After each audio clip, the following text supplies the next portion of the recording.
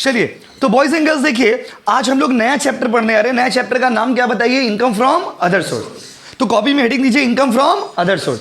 My dear students, this is very small chapter. ये बहुत ही छोटा चैप्टर है। कैसा चैप्टर है बताइए? छोटा। This is not as big as like income from salary, income from house property, income from salary.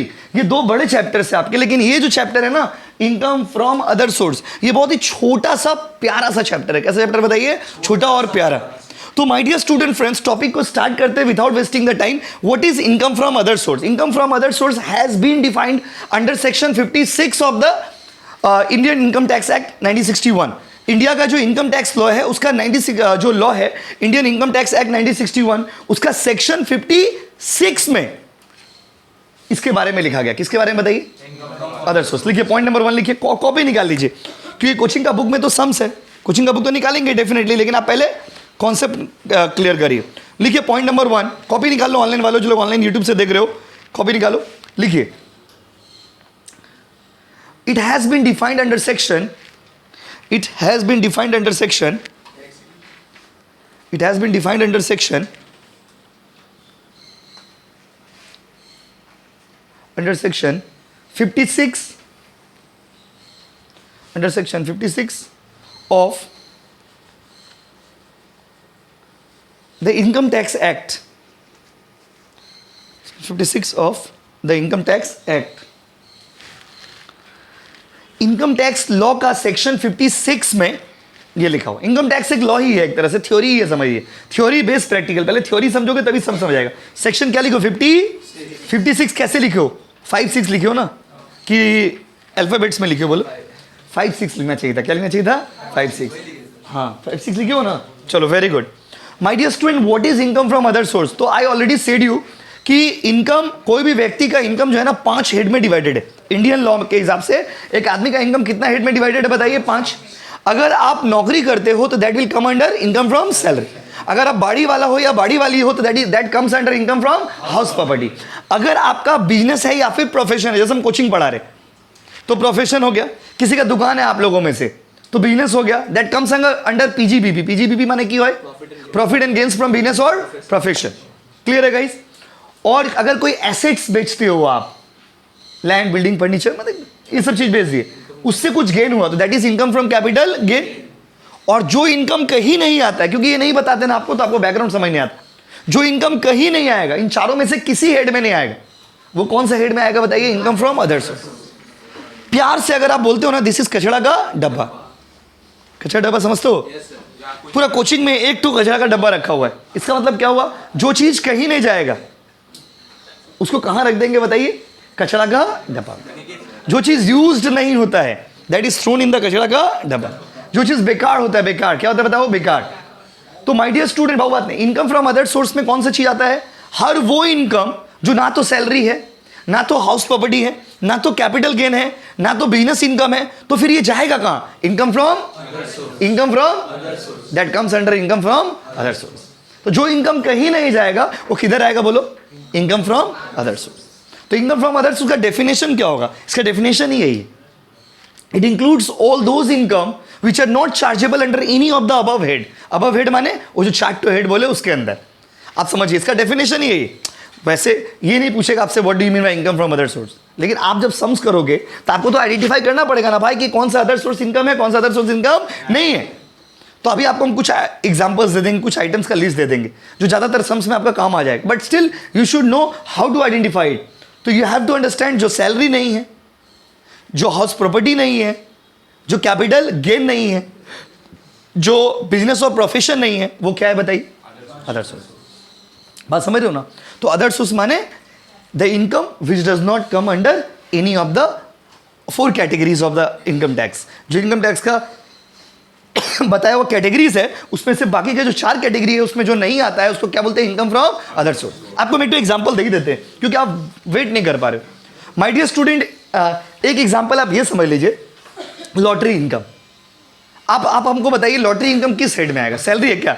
आप क्या नौकरी करके लॉटरी कमाए हो? नो। सोचो आप ऐसे, क्या ये कैपिटल गेन है? क्या ये प्रॉपर्टी है lottery? No.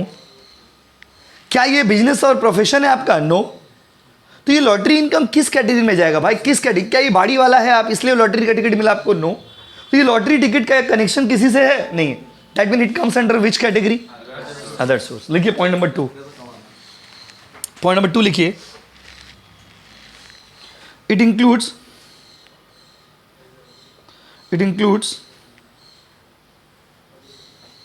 all those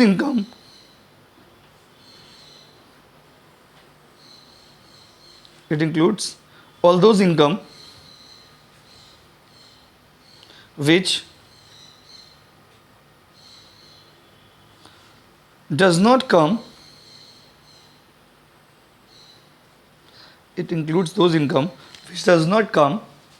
under the different heads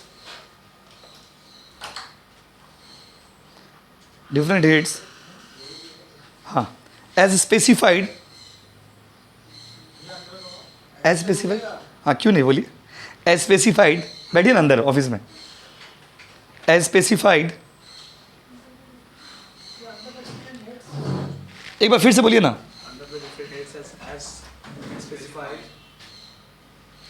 क्या लिखा? Under the different heads as specified by income tax.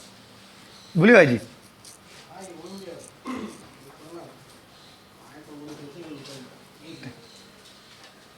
Thank you so much. कल पेमेंट मिला? रिसीव हुआ था आपको? Thank you so much. God bless you. ठीक है. ये क्या नाम है उसका? कल पैसा मिला था? और आपका तबीयत कैसा है अभी? तो आप जाते कि नहीं ऑफिस में? आप ऑफिस में आते कि नहीं? ठीक ठीक. देखिए तो बाबू क्या लिख रहे थे बताइए. तो हाँ, बाय इनकम टैक्स. तो ये हर उस कैटेगरी को मतलब जो कहीं नहीं जाएगा वो कहाँ आ जाएगा बताइए? Income from other source. Income from other source के कैटेगरी में आ जाएगा, जो किसी भी हेड में नहीं जाएगा. वो किस हेड में आ जाएगा बताइए? Income from other source. तो ये अलग अलग कैटेगरी था, अलग अलग चीज हम लोग किए इसका. अच्छा, अब इसका आपको कुछ एग्जांपल देते हैं तो आप बेटर समझ पाएगा कि कौन कौन से ऐसा इनकम है जो अदर सोर्स में जाता है. कॉपी में लिखिए पॉइंट नंबर 3. पॉइंट नंबर 3 लिखिए. लिखो list of items. List of items. Items मतलब ये एग्जाम्पल्स, गलत मत समझिए. लिस्ट ऑफ आइटम्स लिखिए. List of items which are income from other source. देखिए माय डियर स्टूडेंट्स, ये जो लिस्ट है ना, ये इंग्लिश में एक वर्ड है इनएग्जॉस्टिव लिस्ट है. मतलब ये लिस्ट खत्म ही नहीं होगा. इतना अगर लिस्ट लेते रह जाएंगे तो क्लास ही खत्म हो जाएगा, लेकिन लिस्ट खत्म नहीं होगा. लेकिन फिर भी आपको हम क्या करें, 10-15 जो एग्जाम्पल ऐसा लिखा देंगे जिससे आप क्वेश्चन आराम से समझ जाओगे. बात समझ रहे ना? जो कॉमन बार बार आप लोग के एग्जाम्स पर्पस में आपको बार बार मिलेंगे, तो आपको चुनने में दिक्कत नहीं होगा कि कौन सा अदर सोर्स होता है, कौन सा अदर सोर्स नहीं होता है. Which are the incomes that comes under the category of other source और नॉट. लिखो पॉइंट नंबर ए. हम एक एक करके समझाते आ रहे. Ready guys? एग्जांपल्स. हाँ रेडी ना? डिविडेंड. आपको मीनिंग भी बताएंगे. आप लिखो. स्पेलिंग बोले क्या? थैंक यू यार, प्राउड ऑफ यू. अगर बोलते हैं स्पेलिंग बताइए तो दिल पे क्या गुजरता है? बोलिए. डिविडेंड लिख दिए भाई. डिविडेंड का मतलब क्या है? डिविडेंड का मतलब होता है, मतलब भी बता दे रहे आपको. जब आप किसी कंपनी में पैसा लगाते हो तो from that company you get the profit and the profit is known as dividend. आप कहीं पे पैसा इन्वेस्ट करिएगा तो आपको प्रॉफिट मिलेगा. उस प्रॉफिट को लोग प्रॉफिट नहीं बोलते. क्या बोलते बताइए? क्यों डिविडेंड क्यों बोलते हैं? इसके पीछे भी रीजन है. क्या रीजन है बताइए? जैसे हम कोचिंग पढ़ा रहे, आपको हम बुक बेचे, उससे जो भी पैसा आएगा वो सिर्फ मेरा पॉकेट में आएगा, वो मेरा प्रॉफिट हो गया. लेकिन अगर मेरा ये कंपनी होता है तो जो भी प्रॉफिट आएगा हमको उसको बांटना पड़ेगा. I have to distribute that profit among the different people. So dividend is the part of profit which is distributed among the share holders. अलग अलग शेयर होल्डर्स के बीच में जब आप प्रॉफिट को बांटते हो ना, क्या करते हो? That is called dividend. Clear है गाइस? इससे भी इंपॉर्टेंट बात, dividend from Indian company, dividend from foreign company. दो कंपनी होता है. अगर हम इंडियन कंपनी में पैसा लगा रहे तो क्या होगा? वो चार्जेबल. देखो ये जो एग्जांपल्स है ना, इसका मतलब दीज आर टैक्सेबल. टैक्सेबल में आपको जो हम लिस्ट दे रहे, इसका मतलब हो गया कि ये सब इनकम फ्रॉम अदर सोर्स के कैटेगरी में आएगा. इस सब के ऊपर इनकम फ्रॉम अदर सोर्स में टैक्स लगेगा. इनकम फ्रॉम अदर सोर्स आज हम लोग कैलकुलेशन करेंगे. क्वेश्चन में आपको 5-6 एग्जांपल दे देगा, आपको लिखना है. बस उसको लिखना है देख के कि इनकम फ्रॉम अदर सोर्स में आएगा या नहीं आएगा. हाउस प्रॉपर्टी की तरह इसमें इतना रूल्स भी नहीं है. सैलरी चैप्टर की तरह इसमें रूल्स नहीं है. इसमें बहुत कम रूल है.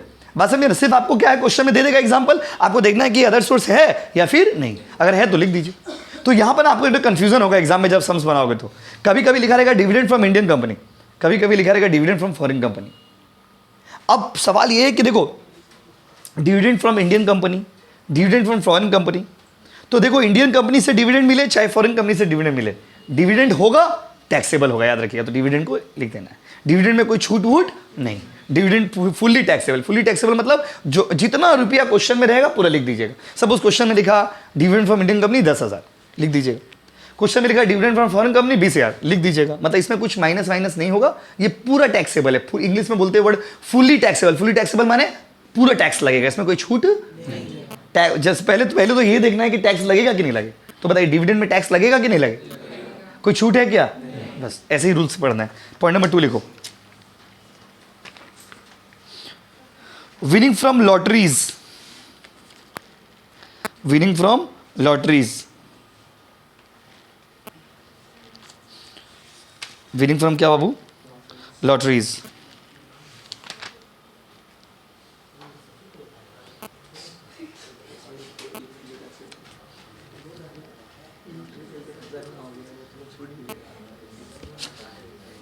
हो गया बाबू?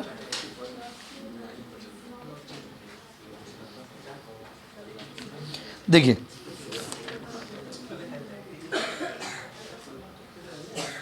लिख लिए डिविडेंड फ्रॉम, डिविडेंड लिख लिए, विनिंग फ्रॉम क्या बाबू? लॉटरी। विनिंग फ्रॉम क्या हो गया बताइए? लॉटरी। पॉइंट नंबर 3 लिखिए,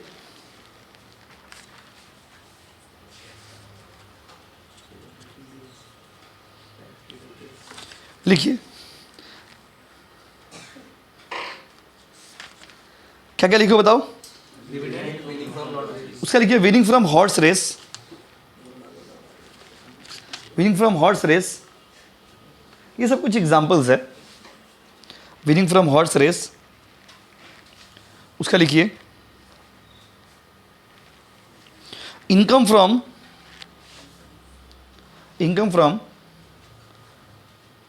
owning and maintaining horse race,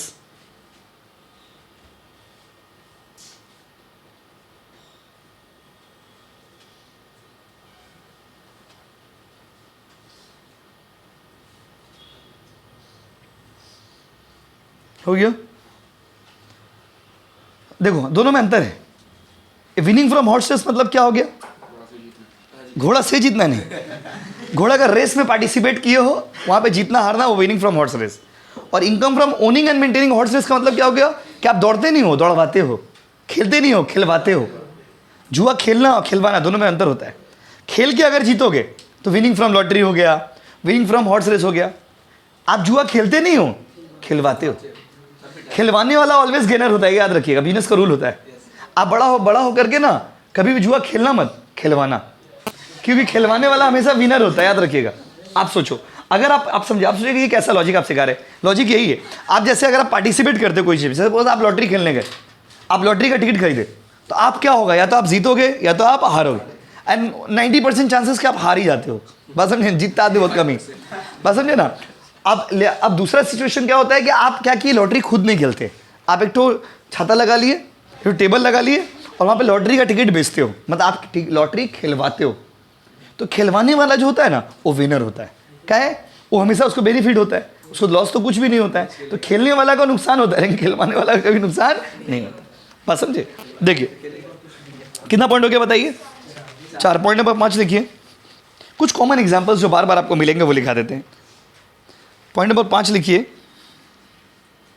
agriculture income outside India, agriculture income outside India.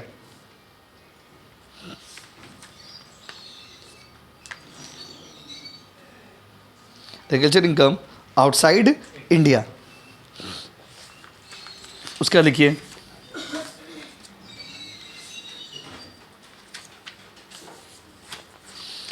कितना पॉइंट हो गया बोलो? पॉइंट नंबर 6 लिखिए, एग्रीकल्चर इनकम आउटसाइड इंडिया का मतलब समझे क्या हुआ? इंडिया में जो एग्रीकल्चर इनकम होता है ना, वो tax free.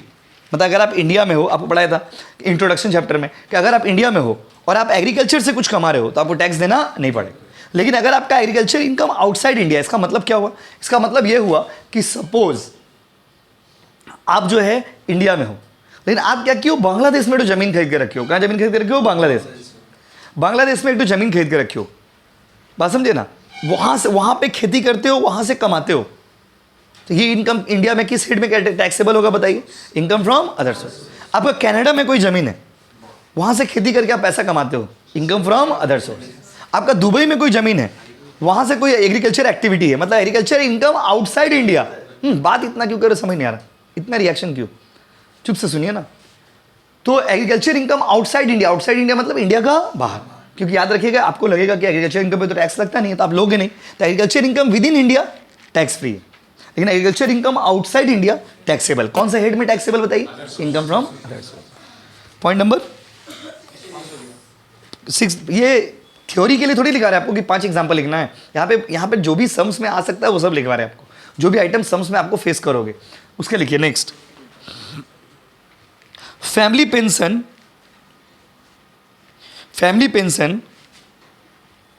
received by family members, family pension received by family members of deceased employee, DECEASED, deceased employee, deceased employee। इसका मतलब कि अगर मान लीजिए आपको फैमिली पेंशन, अगर जैसे कोई आदमी मर जाता है तो मरने के बाद वो तो पैसा नहीं लेगा ना, उसका फैमिली वाला लोग पैसा लेगा। तो वही बात यहाँ पे लिखा है कि family pension of the family members of disease employee. अगर कोई आदमी मर गया है नौकरी करते करते कहीं पे और उसका फैमिली वाले लोग को पैसा मिल रहा, तो पैसा टैक्सेबल होगा। किस हेड में टैक्सेबल होगा बताइए? Income from other source. बस इनकम फ्रॉम क्या बाबू? Other source. नेक्स्ट में आइए, अगला पॉइंट लिखिए बाबू, पॉइंट नंबर 7। पॉइंट नंबर 7 लिखिए, इनकम फ्रॉम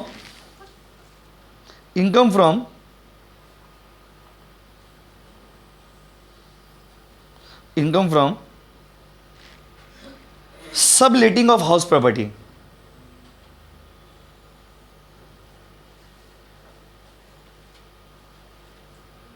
क्या लिखा होगा बताओ? Yes, income from subletting of house property, income from subletting of house property. अगर आप हाउस प्रॉपर्टी को सबलेटिंग करते हो, तो व्हाट इज दिस सबलेटिंग? अब बहुत बच्चे क्या होता है, सोचते हैं कि तो हाउस प्रॉपर्टी में जाएगा, इसमें नहीं लेंगे। Income from subletting of house property का मतलब क्या होता है? भाड़ा का घर भाड़ा लगाना, भाड़ा का घर भाड़ा लगाना। भाड़ा का घर भाड़ा कैसे लगता है? जैसे देखिए, जैसे हम किसी से भाड़ा लिए, फिर कुछ दिन बाद देखें कि मेरा अब यूज़ का नहीं है क्योंकि हम अपना कोचिंग ले ली, अब मेरा घर का वो घर जो है वो मेरा यूज़ का नहीं है। लेकिन हम क्या किए, यहाँ पे दिमाग लगा, बिजनेस होता है ये भी। जैसे मान लीजिए हम भाड़ा ले रहे, तो हम भाड़ा दे रहे बाड़ी वाला को 10,000 रुपया। Try to understand the concept. हम भाड़ा बाड़ी वाला को कितना दे रहे बताइए? 10,000।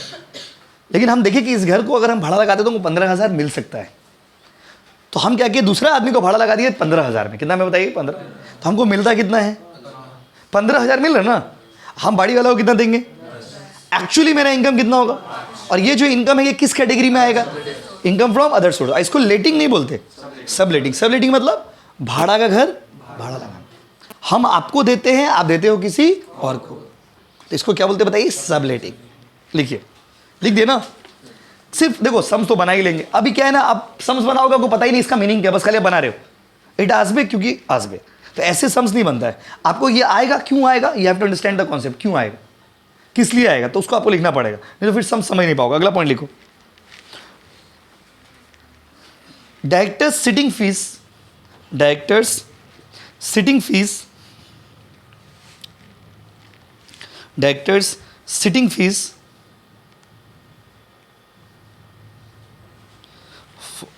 sitting fees for attending board meeting, for attending board meeting।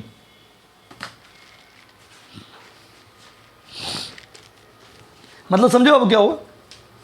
Board meeting करने के लिए डायरेक्टर का फीस देते हैं हम लोग। मतलब अगर जैसे कोई मीटिंग अटेंड करने के लिए उसको कोई फीस दी, तो डायरेक्टर को अगर कोई फीस मिल रहा है बोर्ड मीटिंग अटेंड करने के लिए, तो ये किस हेड में आएगा? Income from other source. आपको घर में आके ना सिर्फ पढ़ना है कि कौन सा अदर सोर्स में आता है, कौन सा नहीं आता। तो अभी आपको वो लिस्ट लिखा रहे जो अदर सोर्स में आता है। अब इसके देखो ऐसा नहीं कि इतना ही आइटम है जितना आपको हम लिखा है, अब इसके साथ apart from this also you might get some items, तो वो सम्स बनाते बनाते क्लियर आउट हो जाएगा आपका, ठीक है। बस अगला पॉइंट लिखिए, point number 5, I okay I. देखिए interest on bank deposit slash post office deposit, slash दीजिएगा, स्लैश समझते ना, काट दो एकदम बेटा बीच से। देखिए इसका मतलब क्या हुआ बोलो?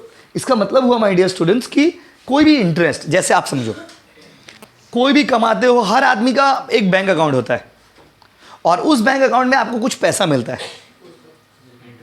इंटरेस्ट, बहुत छोटा अमाउंट मिलता है लेकिन इंटरेस्ट, उसको इंटरेस्ट बोलते हैं। तो इंटरेस्ट इनकम कौन सा हेड में आएगा? Income from other source. आप अगर थोड़ा प्यार से, तब जितने एग्जांपल्स मैंने आपको दिए हैं, अगर आप उस एग्जांपल्स को ध्यान से सुनोगे तो विल कम टू नो कि इनकम फ्रॉम अदर सोर्स में उन इनकम्स को रखा गया है जिसमें मेहनत नहीं लगता है। अब ठीक से देखिए, इसमें जितना वो इनकम है जो मेहनत नहीं लगता है, जो फ्री पकड़ का कमा लेते हैं। थोड़ा इंग्लिश में एक वर्ड है, स्टैंडर्ड वर्ड है, उसको बोलते हैं विंडफॉल गेन। विंडफॉल गेन का मतलब अनएक्सपेक्टेडली आप अचानक से पैसा का बरसात हो गया आपके घर में। देखो पैसा, इंग्लिश में एक लाइन है कि there is no shortcut to success. Success का कोई शॉर्टकट नहीं होता है, लेकिन ज़्यादातर सक्सेसफुल लोग वही है जिनके पास, जो लोग शॉर्टकट अपना रहे। आज के टाइम में ऐसा हो गया। अच्छा कोई अगर मान लीजिए अगर आप कुछ गलत काम कर रहे हो, बात समझिए, जैसे लॉटरी कोई खेल रहा है, अब लॉटरी अगर किसी दिन उसका नसीब लग गया तो फिर वो करोड़पति बन जाता है। तो सीन यहाँ पर यह है कि अदर सोर्स में उन इनकम्स को रखा गया है ना जो 4 कैटेगरी में किसी में नहीं आएगा। वो चारों कैटेगरी का एक डायरेक्ट रिलेशन है। सैलरी तब होगा जब आप नौकरी करोगे, हाउस प्रॉपर्टी तब होगा जब आप बाड़ी वाला होंगे, कैपिटल गेन तब होगा जब आप एसेट्स है उसको बेच रहे हैं, बिजनेस इनकम कब होगा जब बिजनेस करोगे। लेकिन अदर सोर्स कोई मेहनत नहीं है, नसीब का ऊपर डिपेंड करता है। तो नसीब वाला जितना भी इनकम है वो सब किस कैटेगरी में आएगा बताइए? Income from other source. अगला लिखिए बाबू, remuneration from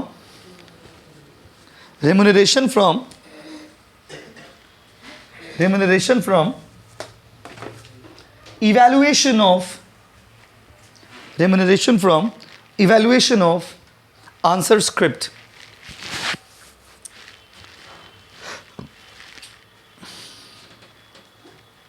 remuneration from evaluation of answer script।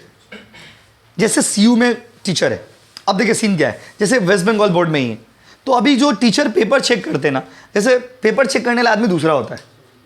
जैसे आप लोग एग्जाम ही देते हो यूनिवर्सिटी में, तो यूनिवर्सिटी में आप एग्जाम देने जाते हो, अब आप तो एग्जाम दे दिए, अब आपका पेपर आपका कॉलेज का टीचर तो चेक नहीं कर रहे, दूसरा कॉलेज का टीचर चेक कर रहे, लेकिन वो टीचर फ्री में तो चेक नहीं करेगा, उसको कुछ पैसा मिलना चाहिए। आपको पता है प्रैक्टिकल बात यह है कि टीचर पेपर चेक करना चाहते ही नहीं, क्योंकि पेपर चेक करने में ना पैसा बहुत कम मिलता है, 2-2 रुपया, 3-3 रुपया, 5-5 रुपया मिलता है। तो अब टीचर सोचता है 5 रुपया के लिए आप पेपर चेकिंग बहुत रिस्की काम होता है। अगर मान लीजिए कोई स्टूडेंट का पेपर में कुछ गड़बड़ी हुआ, वो अगर FSI कर दिया या फिर मान लीजिए सेल्फ इंस्पेक्शन के लिए अप्लाई कर दिया, टीचर के ऊपर क्लेम हो जाएगा कि भाई क्या चेक किए, कैसे, बहुत झमेला है। इसलिए बहुत सारे टीचर्स को पसंद नहीं करते। तो इसीलिए बहुत बार क्या होता है कि कंपलसरी होता है कि आपको पेपर चेक करना पड़ेगा, ऑप्शन नहीं। बात समझे? तो पेपर चेक करने के लिए ना कुछ अमाउंट आपको दिया जाता है। इंग्लिश में अगर बोले remuneration you are receiving from evaluation of answer script. Answer script को चेक करके आपको कुछ पैसा मिलता है। वो किस कैटेगरी में जाएगा बताइए? Income from other source. That's example. कितना पॉइंट हो गया बोलो? उसके लिखिए, यहाँ पे पॉइंट का बात नहीं, जितना पॉइंट्स मेरे को लिखाना है वो लिखाएंगे, इसमें नंबरिंग से कोई मतलब नहीं है। अगला लिखिए, rent from vacant land. Rent from vacant land, vacant VACANT, vacant land. देखो भाई, वेकेंट लैंड से अगर कोई रेंट मिल रहा है, कौन सा लैंड से बताइए? Vacant land. तो वेकेंट लैंड से अगर कोई रेंट मिलता है तो वेकेंट लैंड से मतलब क्या? खाली जमीन। अब आप सोचते हो कि खाली जमीन कौन भाड़ा लेता होगा? लेता है, बात समझे? आप जो कोलकाता में हम लोग या कोई भी शहर में हम लोग हॉल बुक करते, शादी, अभी शादी का सीजन स्टार्ट हो रहा है तो हॉल बुक क्या आता है? आप लोग एक इंटरेस्टिंग चीज़ देखोगे, पहले हॉल बुक होता था, अभी हॉल बुक नहीं होता है। अभी क्या था ना, ओपन प्लेस लोग ले लेते। जैसे कोई क्लब है, उसका बगल में ओपन प्लेस है, ओपन एरिया है, ओपन एरिया लेकर के लोग क्या करते हैं, ओपन में टेंट लगाया जाता है। देखते नहीं हो आप लोग? आजकल तो बहुत जबरदस्त टेक्नोलॉजी। तो ये चीज़ आजकल ऐसा हो रहा है, लेकिन गाँव में जो होता है ना, जो रूरल एरियाज़ में भी क्या होता है कि रूरल एरियाज़ में आदमी के पास अपना ही ज़मीन होता है, तो हर आदमी क्या करता है, अपना ज़मीन पे टेंट लगा के शादी वादी कर लिया। लेकिन यहाँ पर क्या है बताइए, शहर में, कोई भी शहर में आप जाओगे ना तो खाली ज़मीन भी भाड़ा लगता है। जैसे कोलकाता में इंच ज़मीन का बहुत वैल्यू, तब अगर एक इंच ज़मीन का इतना वैल्यू है तो मान लीजिए खाली ज़मीन पड़ा हुआ है, हम बोले भाई यहाँ पे हम टेंट बनाएंगे, मेरे भाई के शादी, मेरे बहन का शादी, जो भी वॉट एवर, तो क्या बोलेगा, ठीक है आपको तो देंगे लेकिन थोड़ा पैसा देना पड़ेगा। तो क्या हो गया बताइए, रेंट फ्रॉम वेकेंट लैंड। तो अगर आपका खाली ज़मीन है ना, कभी कभी खाली ज़मीन भी आपको बहुत पैसा दे देता है। तो खाली ज़मीन को भाड़ा लगा करके, जैसे कोई खाली ज़मीन है कोलकाता में कोई जगह पे, अब वहाँ पर एरिया का आदमी लोग बोला कि हम लोग यहाँ पर क्रिकेट का टूर्नामेंट करवाएंगे, तो मैं ठीक है भाई टूर्नामेंट कराना है तो करो। अरे बाबा ग्राउंड जो होता है, ग्राउंड भी तो खाली जगह ही होता है, ऐसा नो गाइस। आप लोग स्कूल्स में या कॉलेज में देखते हो ना, स्पोर्ट्स होता है, कहाँ होता है, कॉलेज के अंदर होता है। कोलकाता में तो मेरे हिसाब से रेयरली कोई कॉलेज ऐसा है जिसका अपना कैंपस है, जिसका अपना ग्राउंड है। मतलब मेरा जितना नॉलेज में, जितना कॉलेज हम जानते हैं, लगभग ऑलमोस्ट कॉलेज ही जानते हैं, रेयरली कोई कॉलेज हमको दिखता है जिसका अपना ग्राउंड है। भवानीपुर को आप छोड़ दीजिए, तो भवानीपुर को अलग छोड़ दीजिए, तो अदरवाइज आप नॉर्मली जेवियर्स का यूनिवर्सिटी अलग है। बाकी आप लोग में जितने आप लोग तो अपना कॉलेज में जितने बच्चे यहाँ पे बैठे हो, जो लोग ऑनलाइन भी क्लास कर रहे हो, आप लोग अपना कॉलेज में कैंपस में देखिए कि ग्राउंड है बहुत बड़ा आपका कॉलेज का। किसी का है क्या बाबू? कौन सा कॉलेज का? प्रफुल्ला का ग्राउंड कहाँ है बाबा? तो शुरू होते ही खत्म हो जाता है। हाँ, तो इतना अंगना को ग्राउंड बोलिएगा, इतना छोटा जगह है। ग्राउंड मीन्स यू नो बहुत बड़ा एरिया जहाँ पे स्पोर्ट्स हो रहा है। हाँ, वो तो बास्केटबॉल का ही जगह है उसमें, वो आदमी लोग अपने जबरदस्ती खेले, तब तो थोड़ा जगह में भी बैट बॉल खेल सकते हैं। ग्राउंड मतलब समझ रहे, प्रॉपर विक्टोरिया हो गया, ये ग्राउंड हो गया, बात समझे? तो प्रॉपर एक ग्राउंड टाइप का नहीं है। तो ग्राउंड क्या है? ग्राउंड अभी जो स्पोर्ट्स होगा आपके कॉलेज में, कॉलेज वाला क्या करेगा? ग्राउंड हायर करेगा। आप समझ रहे? तो ग्राउंड भी तो क्या है, खाली जगह ही तो है। ग्राउंड भी जो होता है क्रिकेट का या फुटबॉल का, वो भी स्पोर्ट्स जहाँ पे होता है वो भी तो एक ग्राउंड ही हो, तो खाली जगह है। खाली जगह भाड़ा ले देते हैं, उसका भाड़ा देना पड़ता है। कोई भी मैदान अगर आप हायर करिएगा उसके लिए आपको भाड़ा देना पड़ता है। कभी कभी क्या होता है ना, खुशी से भी दे देता है, वो अलग बात है। तो रेंट फ्रॉम कौन सा लैंड बताइए? Vacant land. कौन सा लैंड बताइए? Vacant land. नेक्स्ट में आओ, अगला पॉइंट में, अगला पॉइंट लिखो, remuneration receive by, remuneration receive by, remuneration receive by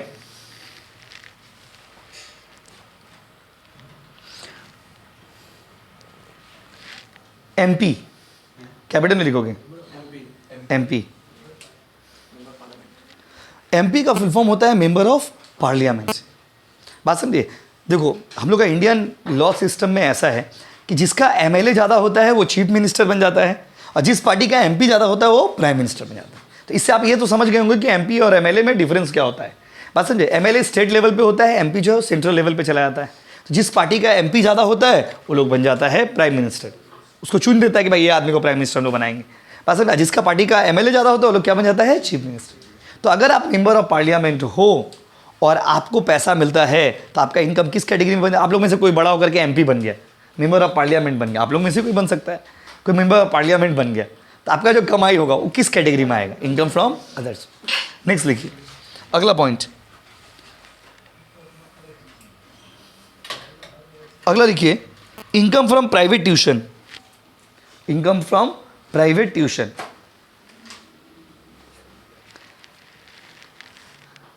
अब डायरेक्ट अगला दिन आएंगे, देखिए सम्स बनाना स्टार्ट। अभी क्या है, जैसे ये सारे आइटम्स, एग्जांपल आपको 99% सम्स में ये सब आइटम मिल जाएंगे, 99% सम्स।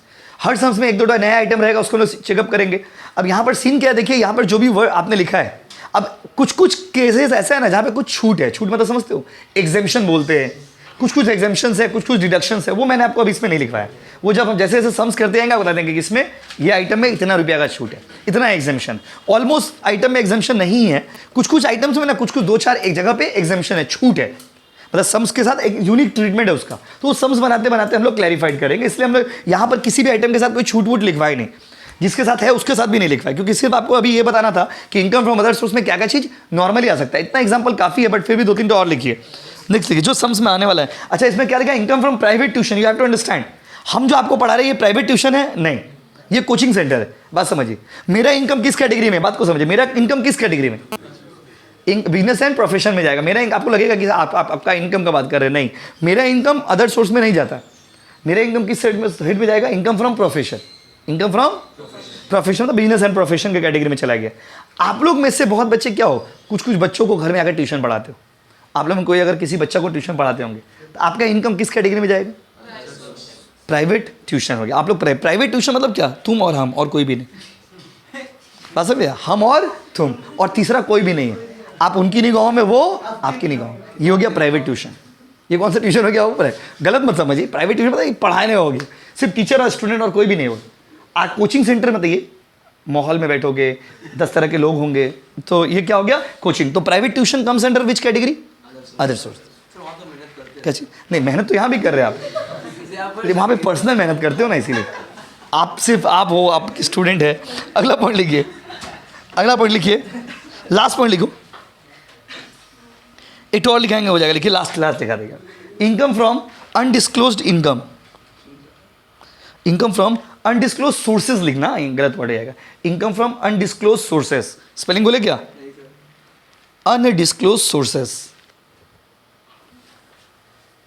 समझ नहीं आ रहा कहां से पैसा आ गया, अदर सोर्स में डाल दीजिए। यहां पे लिखा है आपके पास इतना पैसा है कि आपको समझ नहीं आ रहा पैसा कहां से आ गया, तो उसको कौन से कैटेगरी में रखते बोलो?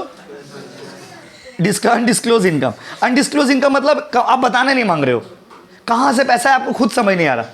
अननोन सोर्सेस, अनडिस्क्लोज सोर्सेस, तो उसको किस कैटेगरी में रखेंगे बताइए? Income from other source. तो these are the list of the items which comes under the category of income from other source. Last में ना लिख दीजिए ईटीसी। ईटीसी इसका मतलब क्या? इतना भी काफी नहीं है। ईटीसी का मतलब क्या होता है? एटसेट्रा। इतना भी इनफ नहीं है, अभी और भी एग्जांपल्स है, बट इतना से आपका सम्स बन जाएगा और आप अब समझ जाओगे कि कौन सा अदर सोर्स में आएगा। इसके साथ थोड़ा थोड़ा एग्जाम्पशंस भी है, वो सब सम्स के साथ अगला दिन करेंगे। Thank you so much everyone. चलो